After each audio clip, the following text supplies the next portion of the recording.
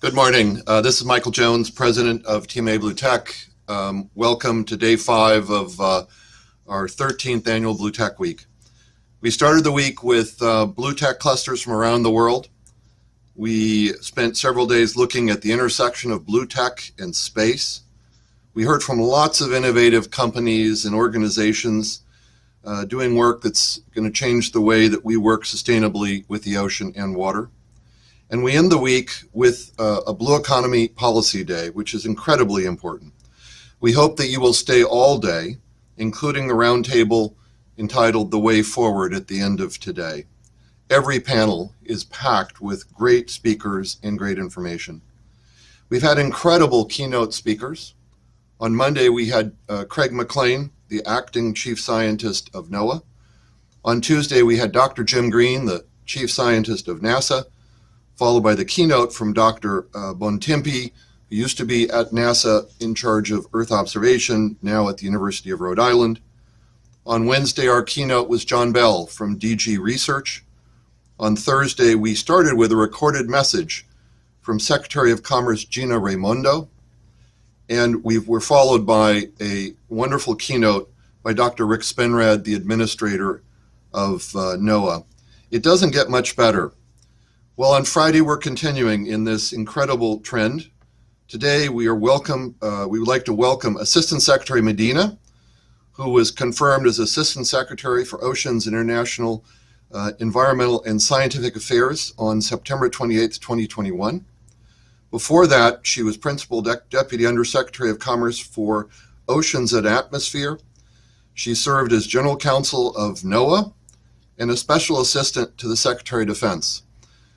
Today, we're having people from multiple agencies, and she's got it all rolled together. Defense, NOAA, and Department of State. It's a great example of how we need multiple agencies to work together related to the ocean. Earlier in her career, Assistant Secretary Medina served as a Senior Director for Ocean Policy at the National Geographic Society, as the Ocean Lead at the Walton Family Foundation, and in other senior roles in environmental organizations. Assistant Secretary Medina holds a bachelor's degree from Georgetown University and a JD from Columbia Law School. We'd like to welcome Assistant Secretary Medina and turn the floor over to her. Thank you for being with us. Thank you so much, everyone. Thank you, Michael, for that very kind introduction. It's really great to be here. Good morning. I'm so pleased to be joining Blue Tech Week and to be speaking alongside such an incredible group of speakers that you've had all week, innovators and leaders that are working on some of the biggest challenges in our world today, particularly those facing the ocean.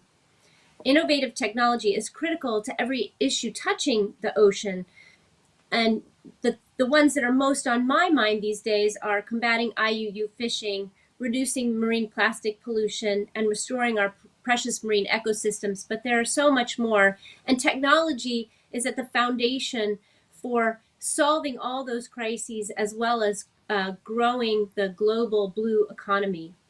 As you all know well, our oceans cover 70% of the Earth's surface, support billions of jobs worldwide, and provide oxygen, half the oxygen we breathe. More than 80% of the ocean is still unmapped, unobserved, and unexplored, which is just an amazingly big number considering how much of space is already explored. We still have so much of our own planet yet to explore. And earlier this year, I was fortunate enough to kick off the U.S.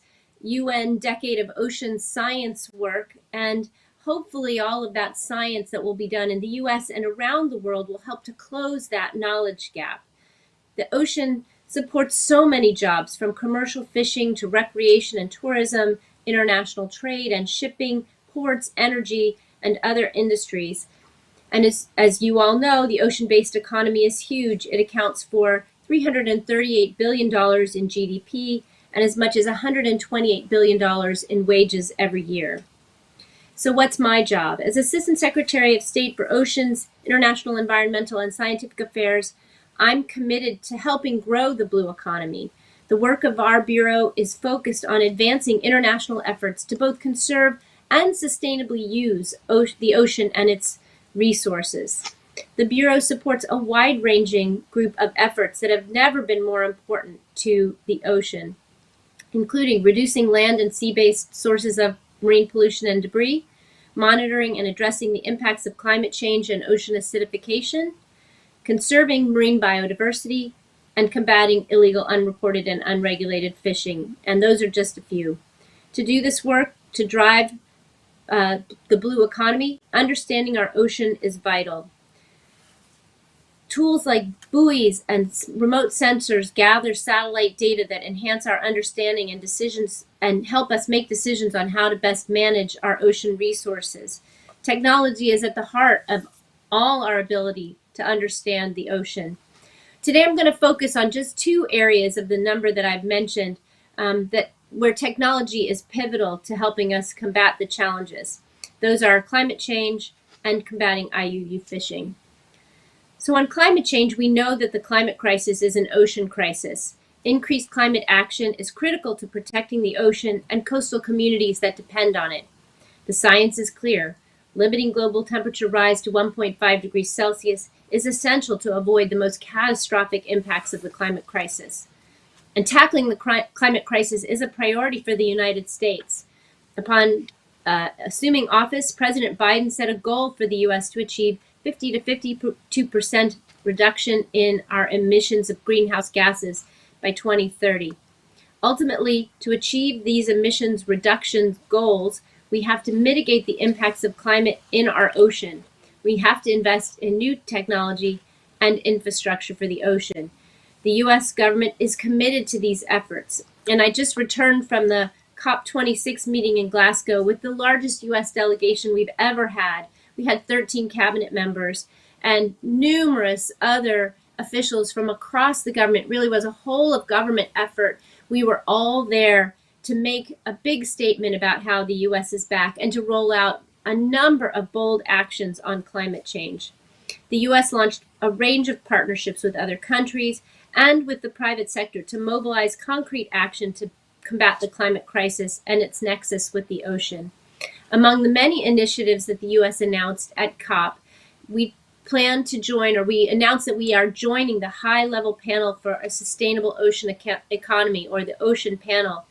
The Ocean Panel is a multinational initiative that harnesses the power of the ocean to reduce greenhouse gas emissions, provide jobs and food security, improve climate resilience, and sustain biological diversity, creating a sustainable ocean economy. And it's led by leaders of the countries who are participants. And so it was really impactful that President Biden agreed to join this group and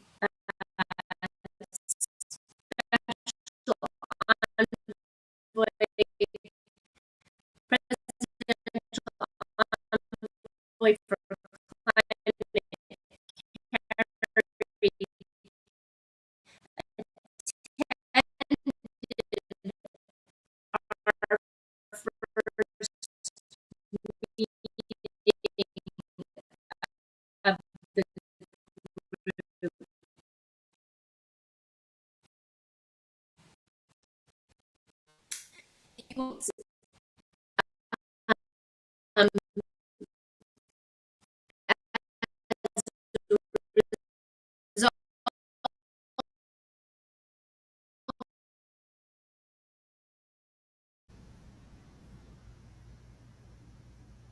We're having some technical difficulties, so bear with us just for a minute so that we can get Monica Medina back and listen to her real time.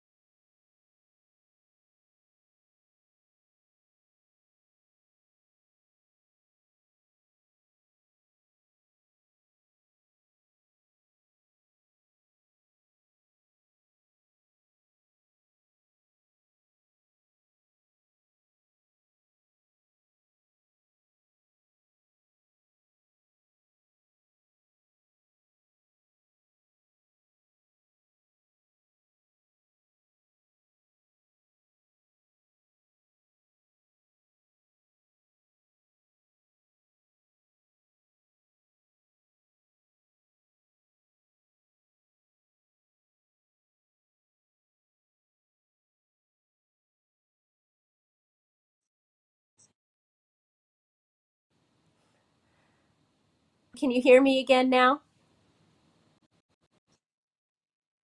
Great. Well, technology always wonderful and work. So sorry about the technical difficulties here on our end at the State Department. We do have lots of security built in, and sometimes it gets in the way of being able to join meetings like this. So I apologize for the delay and for the technical challenges on my end. So let me just continue. I'm not sure exactly where I left off, but I was in the midst of talking about our COP, how the U.S. Performed at the Conference of the Parties on Climate last week and the week before that. It was a huge U.S. government initiative, whole of government initiative, and we launched a number of new partnerships with other countries and with private sector entities to mobilize concrete actions to combat the climate crisis, and particularly to look at its nexus with the ocean. So I would mention that we joined the high-level ocean panel.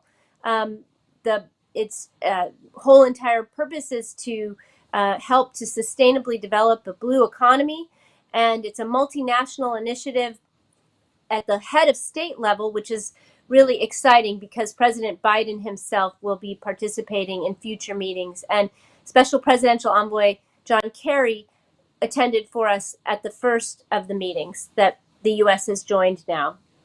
And as a member of the high-level panel, the U.S. will develop a national plan within 5 years to sustainably manage our ocean area under our country's jurisdiction, which is really quite important given the number of demands now on ocean resources and space in the ocean. So it's an important thing that we do nationally, and it's great that we'll be sharing those plans with the other members of the panel. The U.S. also announced an exciting new project called the Climate Entrepreneurship for Economic Development, or SEED initiative. The project works by connecting U.S. industry leaders and business accelerators with climate entrepreneurs in developing countries, all on issues surrounding the climate crisis. And we expect many of those will be working in the areas of sequestering blue carbon, protecting coastal and other ocean resources, and protecting coastlines. In addition to preparing for the future, we're also looking to address the increasingly frequent and severe impacts of climate change we're already seeing today. As communities deal with current climate impacts, decision makers need relevant, usable data and information at their fingertips to understand climate change and to address its impacts before they occur. In this effort, cutting-edge technologies can help us dive deeper and gather more data. For example, the development of buoy, ship, and satellite technologies help scientists to monitor the global ocean, including remote and hard-to-reach areas. Every day, 4,000 buoys and floats around the world are taking measurements at the ocean's surface as well as thousands of feet below it. As these devices drift along ocean currents, collecting continuous temperature, pressure, and salinity data from the surface and midwater, they're painting a picture of our changing ocean. This knowledge is vital if we're to design and implement effective measures to both mitigate and adapt to climate changes. Within the U.S. EEZ, over 1,200 buoys, water gauges, and data stations are collecting similar data along our coasts, as well as monitoring storms, sea level, and waves. This continuous collection of data allows us to track how economically and ecologically important coastal ecosystems are, like coral reefs, and how they're being affected by climate change. But we need much more of this data in order to better understand what's happening. Meanwhile, up in the air, a fleet of satellites is observing large areas of our planet, providing us with far more information than would be possible to obtain solely from Earth-based monitoring. Satellites observe ocean color and allow scientists to see how phytoplankton populations are fluctuating, for example, or other vital data on how to model the changes that are happening in the ocean. Climate research is supported by these space-based observations, and it's advancing the ability of the scientific community to understand our entire Earth ecosystem. And these data are used to inform communities and allow them to better prepare for and recover from weather and climate events. For example, the increasingly fine-scale satellite observations of extreme weather events like hurricanes improve scientists' ability to track and predict how coastal areas will be adversely affected. This allows communities to mobilize quickly and take steps needed to protect ecosystems, businesses, and human lives before landfall. The U.S. is also partnering with other countries in the use of space-based technology to better understand climate change and respond effectively to challenges of the climate crisis, from sea level rise to health security risks.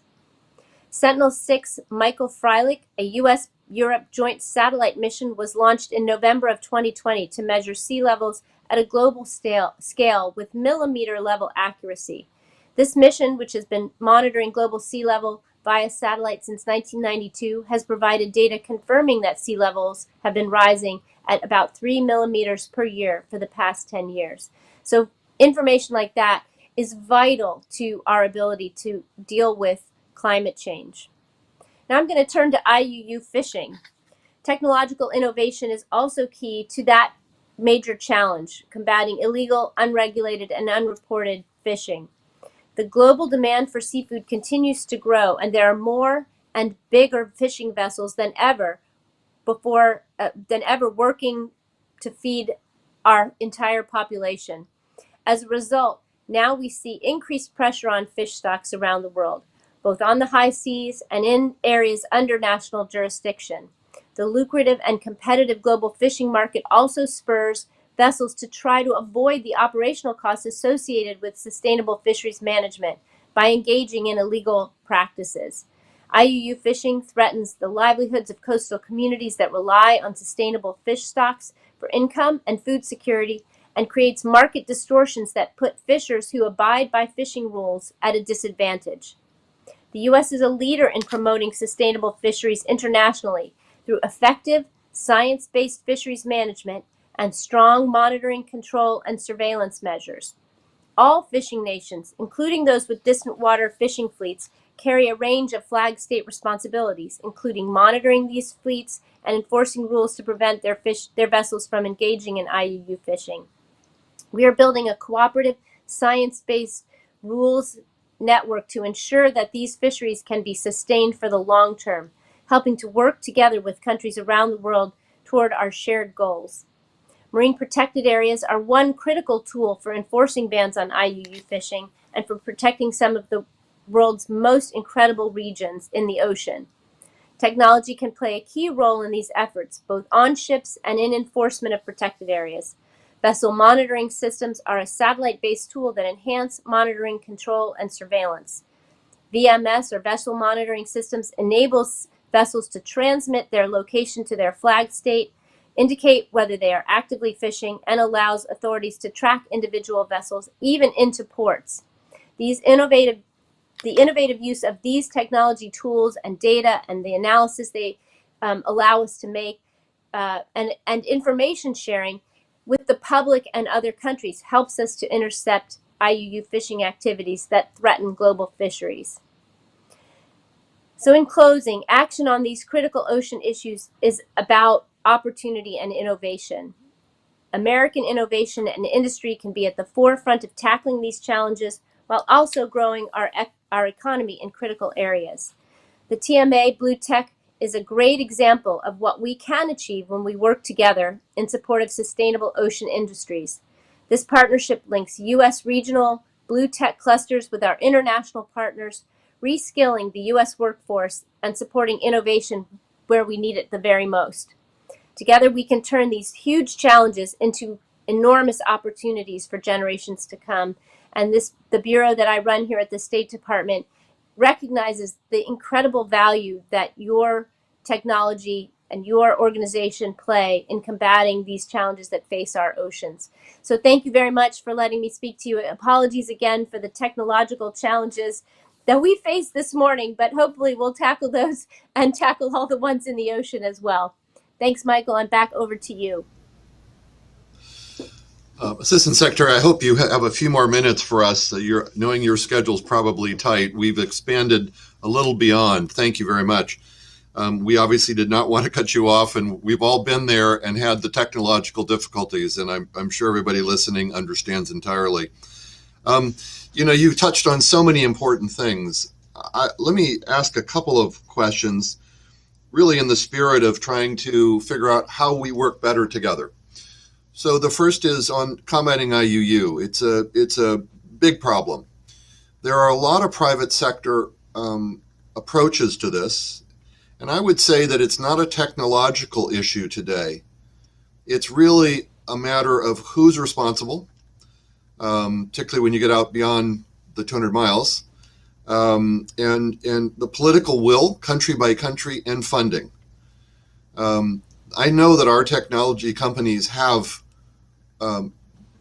solutions, and I'm not talking about one company, but often coalitions.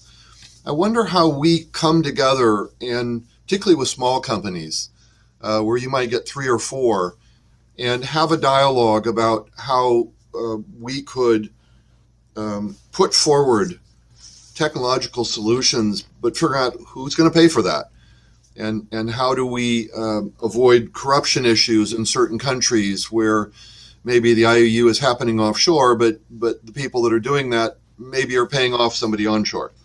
So there's some operational and funding issues that I think would be interesting to discuss. So how can we work with you when there are technological solutions, at least we think, that we can work together to make sure that they could be used?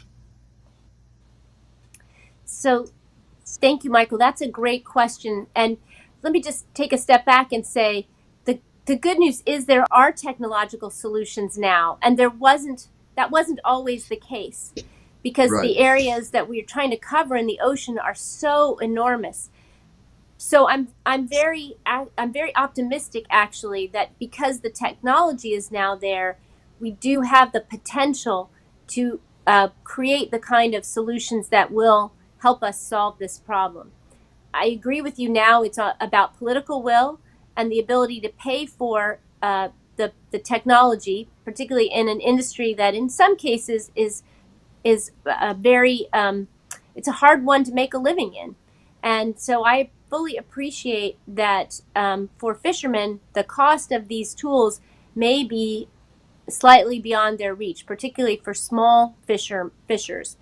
Also, the technology is challenging for them. So I think we will need companies like yours, your members, to help us explain and acclimate fishers to these technologies.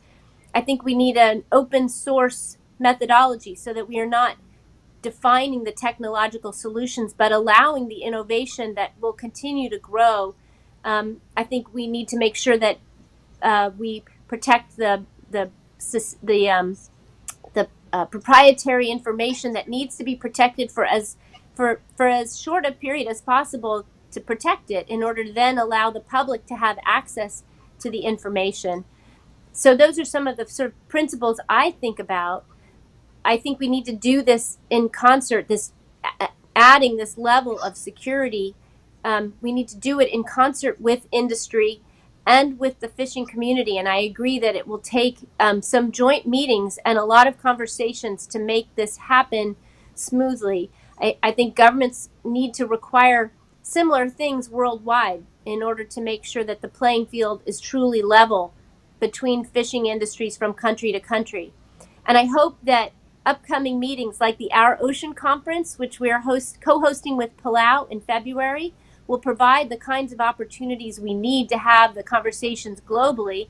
And I hope that our friends at NOAA and the Commerce Department will take the steps necessary to begin to bring these things to the fishing industry here in the U.S. And I would be thrilled to help convene meetings in order to foster this kind of dialogue, because I think it's crucial to get buy-in from the technology sector and from the fishing industry itself in order to make this work. Well, we stand ready to help. If I could ask you a little bit about the seed initiatives that you mentioned.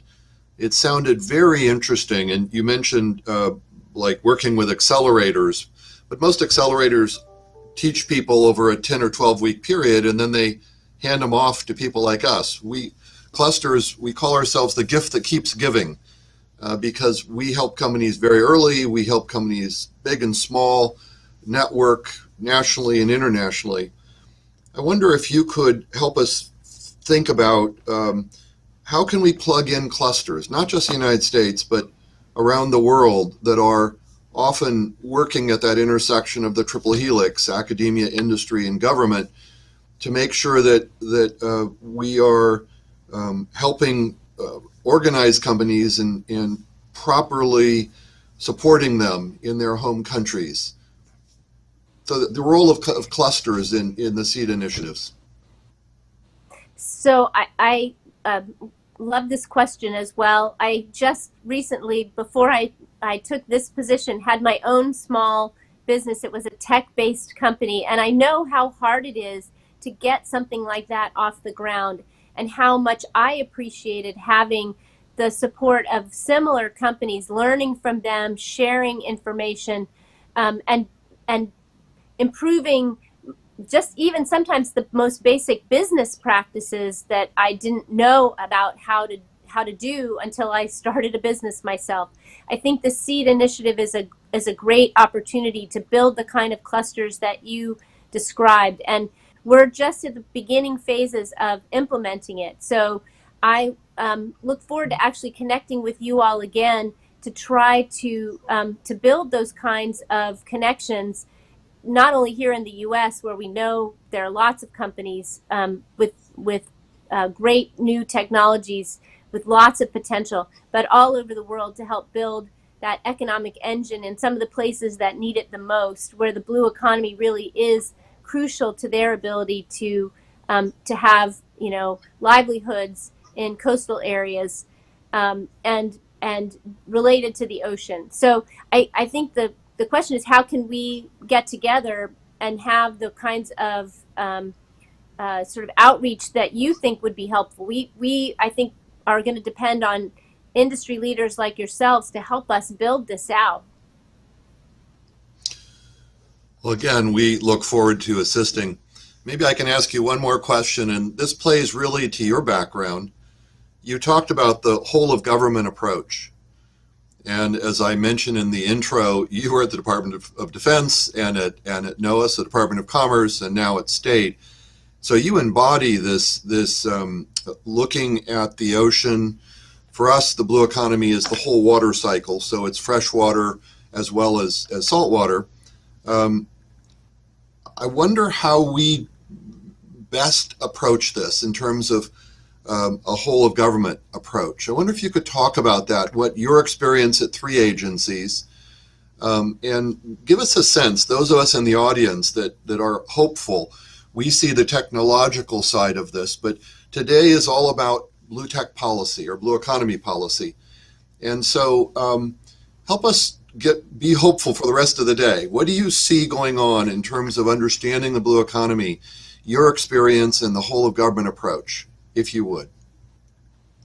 Of course. I think what's different to me now when I look at the Biden administration is the engagement of so many agencies that really hadn't thought about these issues very much. Agencies like the Transportation Department, that's looking at ports and how to make them more climate friendly and more technologically advanced. And the Energy Department, that now is as interested in ocean energy that's renewable and sustainable as it is to, say, the development of an oil and gas industry. We have a whole new focus within the government. I do think it's probably daunting to people on the outside how to find their way in.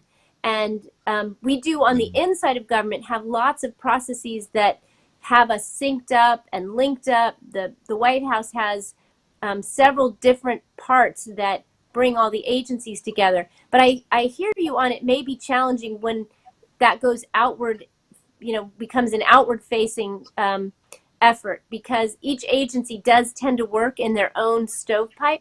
So I think the question is actually really a wonderful comment about how we in government need to think about interacting with the public on this whole of government approach so that we don't stovepipe ourselves. And I take that point back, and will actually work with my good friends at NOAA and at Transportation and at Defense, frankly, to make sure that we aren't just interacting with the public in a one-on-one way, agency by agency, but think about this holistically as well. And I hope this plan that we'll make, the National Ocean Plan, will also help focus and force us to be more integrated in the way that we interact with the public about ocean planning, because we understand that for communities all these things are connected, and so it's on us, I think, to make sure that we're easier to interact with. Luckily for me, a lot of the people who are working in these other agencies are people I've known throughout my career. And in the end, even government is down to people and individuals and the commitments they make and their willingness to be that bridge. And so I pledge to you that I will be that person, with the connections at places like NOAA and the Justice Department, frankly, and the Defense Department and the Energy Department and the Transportation Department, to help build out a more seamless government interface for the private sector. Thank you so much for being with us today. I thought that was very inspiring and it was very informative. So thank you for all your work. And again, we would like to help any way we can. Thank you very much. You're too kind. And I'm very optimistic. I hope you all are too, and really look forward to working with you, because I do believe the solutions are there. We just have to grab them. One of the title of this year, our theme is Aqua Optimism. So we are optimistic. Thank you again. Thank you so much. Bye-bye.